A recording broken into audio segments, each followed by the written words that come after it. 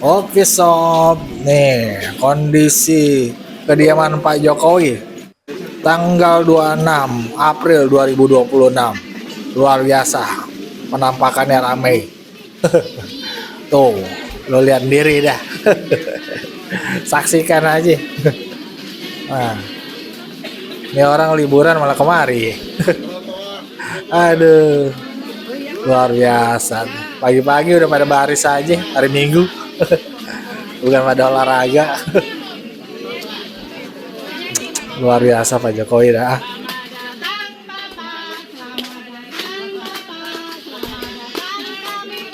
Nah, belum datang Pak Jokowi.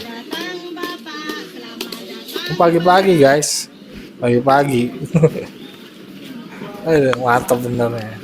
Dengar-dengar ada 2 bus dari Malang nih datang kemari. Mantap. Ntar lo coba lihat aja nih. Tuh, Pak Jokowi tiba nih.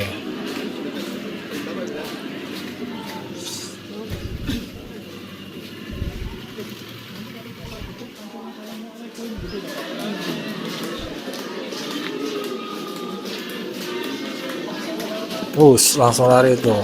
Pas pampres ya. Nggak nyangka berhentinya di sana.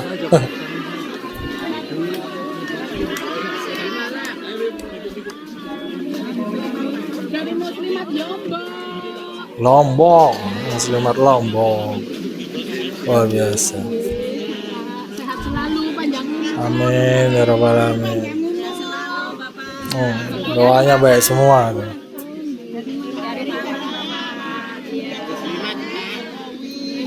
Alhamdulillah.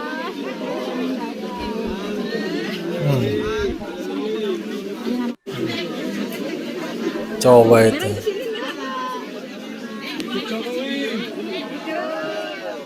Sehat selalu, Pak Jokowi.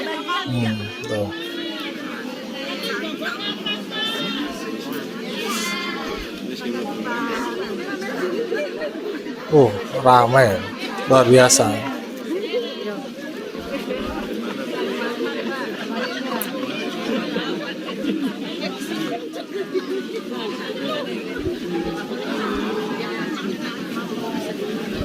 Luar biasa ya. Nah, tuh.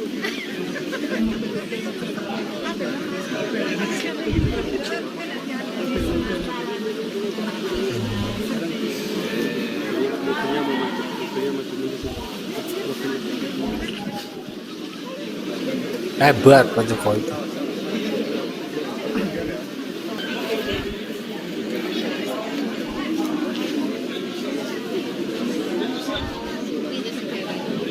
Penuh pagi-pagi. Pak,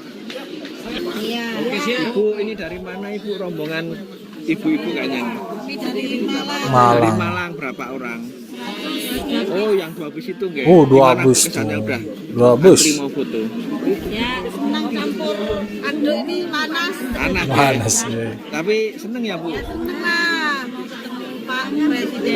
Mau ketemu Pak Presiden.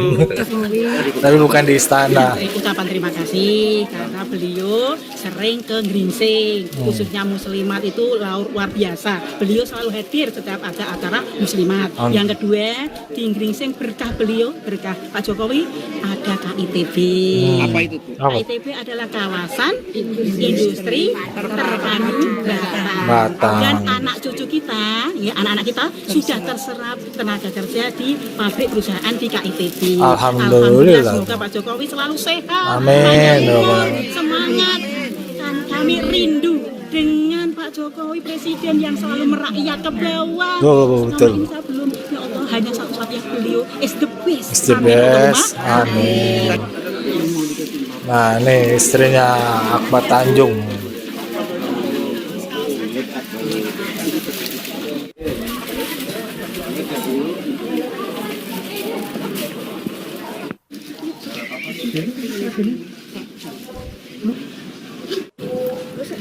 Udah siang ini, video siang udah. Bu Nina, selamat siang Bu Nina. Ada acara apa ini dengan Pak Jokowi? Oh iya. Mbak Sekar nggak diajak? Jokowi kan satu alma mater sama saya. Oh, bener Bu.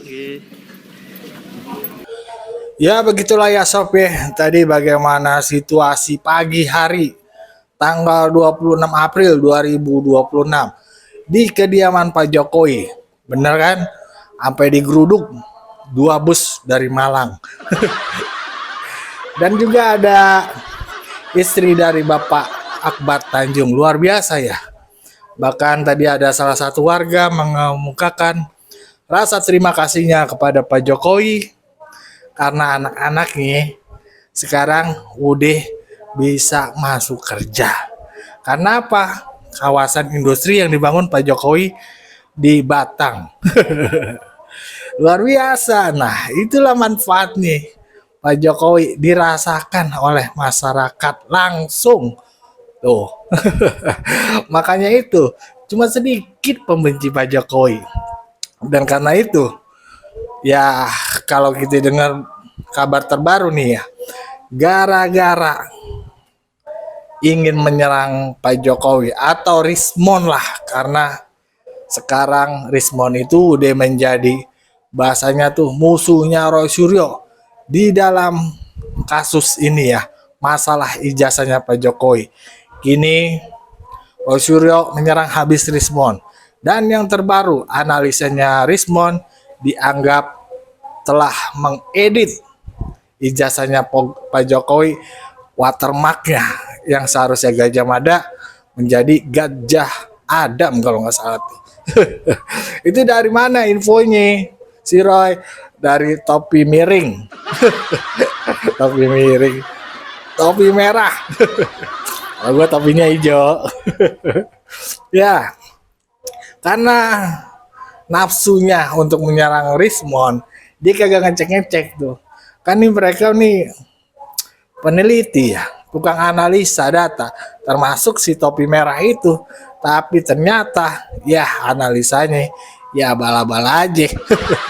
Asal jeplak, kagak paham maksudnya kenapa di situ ada nama teks berbeda karena ada sesuatu hal. Kenapa itu? Nah, mari kita simak nih penjelasan dari Mo Sato. Mo Sato jawab, membacakan jawaban dari Roni Tugu. Kenapa itu ada 2 teks berbeda, Gajah Mada dan Gajah Adam? Mengapa? Nah, kita simak aja videonya. Let's go, kita play. Nah, tanpa berpanjang kata, kita langsung ke TikToknya Roni Teguh dulu. Ada tulisan di sana. Apa dan kenapa sampai ada tulisan Gajah Adam itu? Ini dia jawabannya teman-teman. Nah, jawab. Dengar nih. Ini TikToknya Pak Roni Teguh teman-teman. Dari ya. TikTok Kita lihat, Roni ya. Teguh. Micro text orientation shifting. Nanti sebentar saya akan jabarkan. Saya sudah dapatkan sumber-sumbernya mengenai micro text orientation shifting. Pertama, pada ijazah yang diterbitkan oleh Universitas Gajah Mada atau UGM terdapat fitur keamanan, ya, fitur keamanan berupa watermark yang berfungsi sebagai proteksi terhadap pemalsuan dokumen. Nah, tuh. Dapatkan poinnya? Ya, sekali lagi ya. Paham bahwa gua, pada paham. ijazah yang diterbitkan oleh Universitas Gajah Mada atau UGM terdapat fitur keamanan, ya, fitur keamanan berupa watermark yang berfungsi sebagai proteksi terhadap pemalsuan dokumen. Betul. Oke, di sini kita bertolak dulu dari fitur keamanan berupa watermark. Seperti apa? Kita lihat. Watermark tersebut memuat tulisan Universitas Gajah Mada yang menjadi identitas resmi institusi. Menariknya, berdasarkan hasil pengamatan terhadap data ijazah yang dianalisis, ditemukan adanya 2 variasi posisi dan pola pembacaan watermark. Nah. Ingat loh, ditemukan adanya 2 variasi posisi dan pola pembacaan watermark. Nah, kita lanjut di bawah. Ada 2 di sini ya, 2 variasi posisi dan pola pembacaan watermark. Apa penjabarannya? Pertama, watermark terbaca secara normal sebagai Universitas Gajah Mada pada orientasi tertentu sesuai dengan desain standar yang sengaja disematkan dalam kertas security. Ya, sekali lagi. Pertama, watermark terbaca secara normal sebagai Universitas Gadjah Mada pada orientasi tertentu sesuai dengan desain standar yang sengaja disematkan dalam kertas security. Sengaja disematkan, bukan diedit. Nah, tuh Paham nggak, jelas. Roy? Bisa dilaporin nih Roy. Anda sama Rismon. pakai ini siapa pemikirannya si topi merah itu. Tapi merah. Kemudian apa namanya? Glorifikasi gitu. Anda paham nggak yang kayak gini, Roy? Kau paham nggak? Woi Roy, paham nggak yang kayak gini? 99,9% mana hitungan matematis matematika? Wah, Saya nggak kejar ada. itu tuh. Saya akan kejar terus itu ya teman-teman. Betul. Kita lanjut. Kejar aja Poin sama satu. Kedua, Panggil pada Dijan. orientasi atau sudut pandang berbeda, susunan huruf dapat terbaca sebagai Universitas Gadjah Adam. Gadjah Ya, Adam. sekali lagi. Poin kedua, pada orientasi atau sudut pandang berbeda, susunan huruf dapat terbaca sebagai Universitas Gadjah Adam. Fenomena ini bukan kesalahan cetak, melainkan bagian dari teknik pengamanan percetakan atau printing security feature yang dikenal sebagai microtext orientation shifting atau manipulasi persepsi visual berbasis arah baca. Nah, tuh. Paham tidak, Roy? Ah, Roy, Roy. kau paham tidak ya? Gila. Hah? Yang disebut dengan microtext orientation shifting. Kau paham tidak? Nah, Roy? Roy. Ya, jangan kau seluar. Nah, bukumu ini ya, mana kayak ini barang ini 49 halaman ini ya. Udah kayak sampah ini nih ya. Ya, udah kayak sampah gitu, udah bongkar ya. Kita lanjut. Teknik ini umum digunakan dalam dokumen resmi bernilai tinggi, di mana susunan huruf tetap sama, namun menghasilkan persepsi berbeda, tergantung arah pembacaan atau pencahayaan. Hal ini menyulitkan proses reproduksi ilegal menggunakan scanner atau printer biasa, karena detail mikro dan orientasi teks sulit direplikasi secara presisi. Nah, jelas kan? Jelas. Jadi tuduhan bilang Rismon edit itu salah besar. Ya, itu salah besar sekali lagi ya.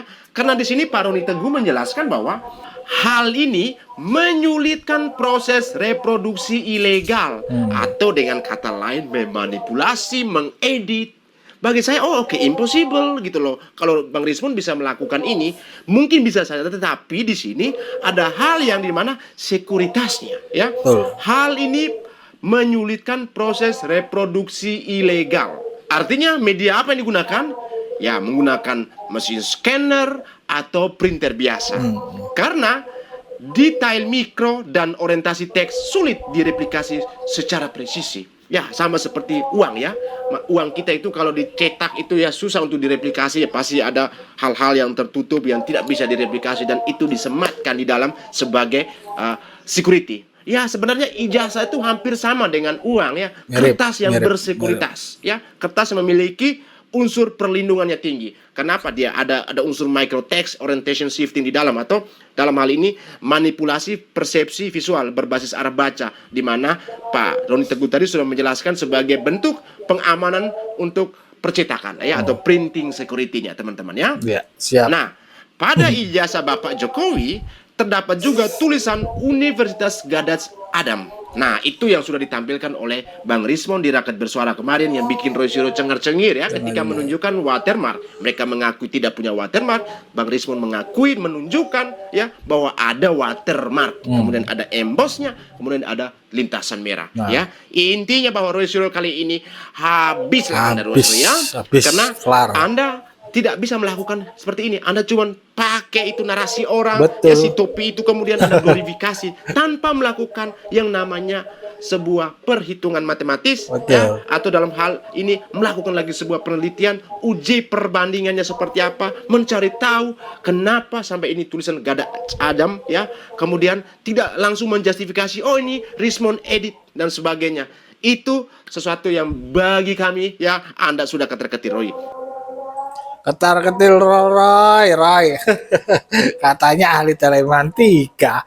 Apa-apa kagak dicek. Cuma ngambil dari penelitian atau analisa seseorang, yaitu topi merah. Dan ternyata itu adalah salah. Dia nggak ngecek tuh ijazah yang lain. Ada apa kagak?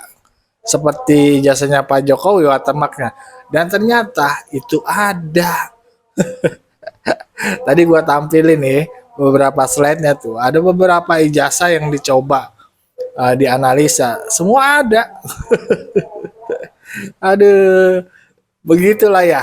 Kalau orang sudah sebel atau kesel sama seseorang, ketika hal itu menguntungkan untuk dirinya, padahal belum tentu kebenarannya, dia umbar tuh, dia sikat orang yang dia tidak suka, dan itu bahaya. Artinya di sini kita bisa lihat kan, dia bukan apa namanya peneliti. Setiap omongan orang langsung mentah pun diambil juga untuk menyerang orang lain, dan itu sangat berbahaya kawan. Nah, bagaimana menurut pandangan sobat-sobat? Berikan pandangannya di kolom komentar. Wassalamualaikum warahmatullahi wabarakatuh.